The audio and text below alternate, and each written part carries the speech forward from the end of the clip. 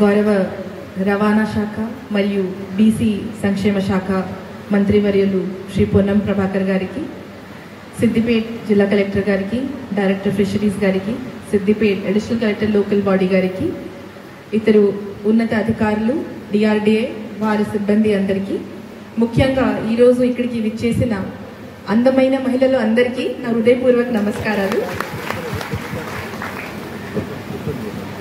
అందమైన చెప్తే అనేది ఎక్కువ ఆనందం అనిపిస్తుందా, సక్సెస్ఫుల్ పవర్ఫుల్ అనేది చెప్తే ఎక్కువ ఆనందం అనిపిస్తుందా? సరే, I stand corrected. Successful and powerful women అందరికీ నా హృదయపూర్వక నమస్కారాలు. మంత్రి గారు ఆహ్వానం మేరకు నా జిల్లా దాటి నాకు 2 మండలాలు వస్తుంది. ఇక్కడ హుస్నాబాద్ నియోజకవర్గంలో చిగురుమామిడి, సైదాపూర్. మిమ్మల్ని కలవడానికి, మీ మాట వినడానికి ఇక్కడికి రావడం జరిగింది నా కరీంనగర్ జిల్లా దాటి. కానీ వచ్చిన తర్వాత చాలా సంతృప్తి అనిపిస్తుంది. ఎందుకంటే మీరు మాట్లాడేటప్పుడు మీ నుంచి నేర్చుకునే సందర్భంలో చాలా నాకు దొరికింది. కాబట్టి ఇంకొకటి, ఇంతకుముందు అడిషనల్ కలెక్టర్ గారు కానీ డైరెక్టర్ గారు, సిద్దిపేట కలెక్టర్ గారు అందరూ మాట్లాడుతూ ఒకటే విషయం ముఖ్యంగా చెప్పడం జరిగింది. ఏ రంగాలు చూసినా మహిళలు ముందుగా ఉంటారు, నమ్మకస్తుడుగా ఉంటారు. సో ఏ స్కీమ్ చేసినా తప్పకుండా విజయవంతంగా ఉంటాము అనేది అందరూ చెప్పడం జరిగింది. నా అభిప్రాయం కూడా ఇదే.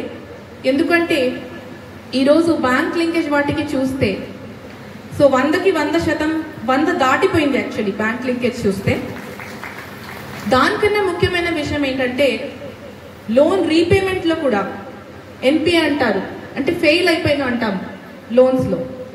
మిగతా బ్యాంకర్స్తో మీటింగ్ అయ్యేటప్పుడు పని చూసినా, అంటే గతంలో మనకి కోవిడ్ టైంలో ఇంటి హౌస్ టు హౌస్ సర్వే ఉండొచ్చు, ఇమ్యునైజేషన్ గురించి ఉండొచ్చు, టీకాల గురించి, సెన్సస్ అయ్యేటప్పుడు ఎన్యూమరేషన్ ఉండొచ్చు, ఎన్నికలు వచ్చేటప్పుడు బిఎల్ లాగా డ్యూటీ ఉండొచ్చు, ఆర్పీలు, విఓలు ప్రతి రకాల పనిలో ముందుకి ఉంటారు.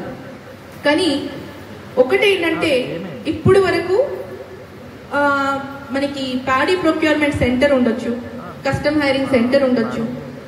అది కాకుండా ఈ ఆర్థికంగా చూస్తే వడ్డీ లేని రుణాలు తప్ప ఎక్కువ యూనిట్స్ అనేది మనం పెట్టుకోలేకపోయాము.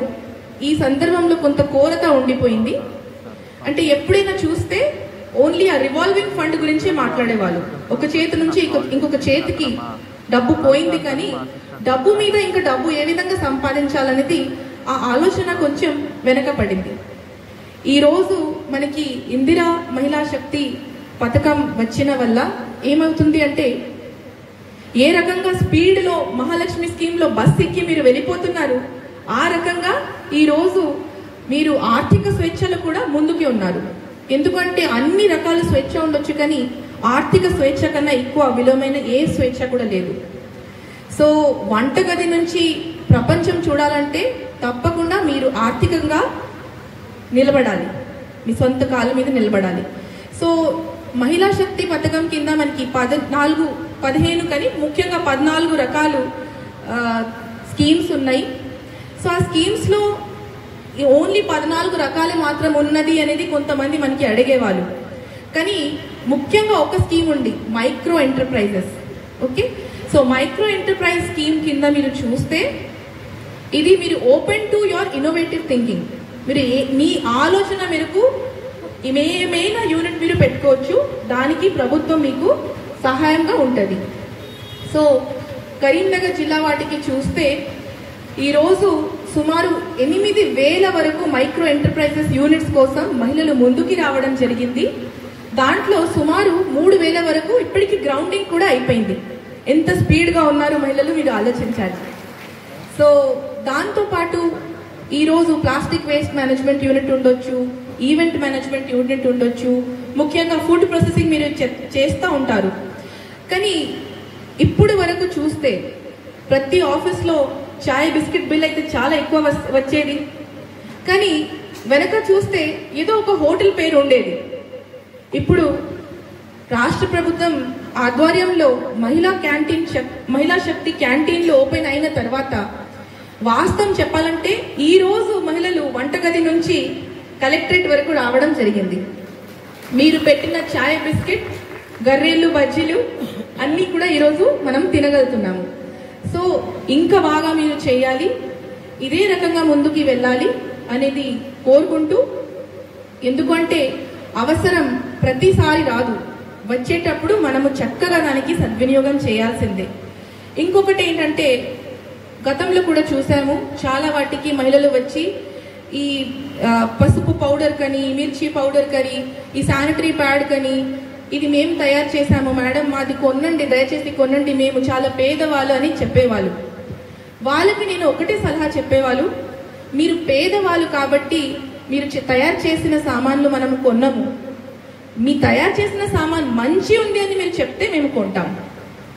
మీరు దయాభావం మీద బతకాల్సిన అవసరం లేదు, ఆర్థిక స్వేచ్ఛ, మీరు గర్వం పడాలి. కాబట్టి ఈరోజు మహిళా శక్తి బ్రాండింగ్ అనేది డిఆర్డీఏ గారు మాట్లాడారు. సో ఖచ్చితంగా మహిళా శక్తి అనేది ఒక బ్రాండ్గా తయారైపోవాలి మన స్టేట్ అంతా, తెలంగాణ అంతా.